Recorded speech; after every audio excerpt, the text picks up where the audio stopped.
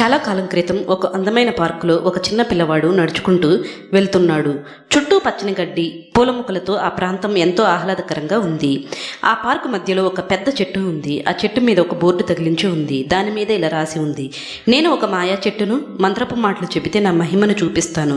అది చూసిన అబ్బాయి ఆశ్చర్యపోయాడు. ఆ చెట్టు రహస్యం తెలుసుకోవాలని అనుకున్నాడు. వెంటనే తనకు తెలిసిన రకరకాల మంత్రాలను చెప్పడం మొదలుపెట్టాడు. అబ్రకతబ్రా, హోకస్ పోకస్, టాంటారా అంటూ ఎన్నో మాటలు అన్నాడు. కానీ ఎంతసేపు ప్రయత్నించినా ఆ చెట్టులో ఎలాంటి మార్పు రాలేదు. అలసిపోయిన అబ్బాయి అక్కడే కూర్చుని ఆలోచించసాగాడు. మంత్రం అంటే ఏమై ఉంటుంది? బహుశా నిజమైన మాయ మన సంస్కారంలోనే ఉంటుందేమో అని అతనికి ఒక ఆలోచన వచ్చింది. అతను వెంటనే లేచి నిలబడి ఎంతో వినయంగా చెట్టు వైపు చూసి, దయచేసి ప్లీజ్ అన్నాడు. వెంటనే చెట్టు కొమ్మలు మెల్లగా కదలసాగాయి. అది చూసి ఉత్సాహంగా, నేను నిన్ను ఇబ్బంది పెట్టి ఉంటే క్షమించు, సారీ అని అన్నాడు. ఆ మరుక్షణమే ఆ చెట్టు మీద ఒక పెద్ద ద్వారం తెరుచుకుంది. ఆ ద్వారం లోపల నుండి వెలుగులు వచ్చాయి.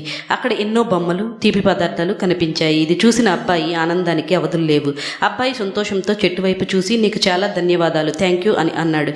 వెంటనే చెట్టు నిండా ఎర్రటి యాపిల్ పళ్ళు, పూలు వికసించాయి. చూశారుగా, నిజమైన మాయా మంత్రాలు అబ్రకతబ్రాలో లేవు. దయచేసి క్షమించు, ధన్యవాదాలు అనే మంచి మాటల్లో ఉన్నాయి.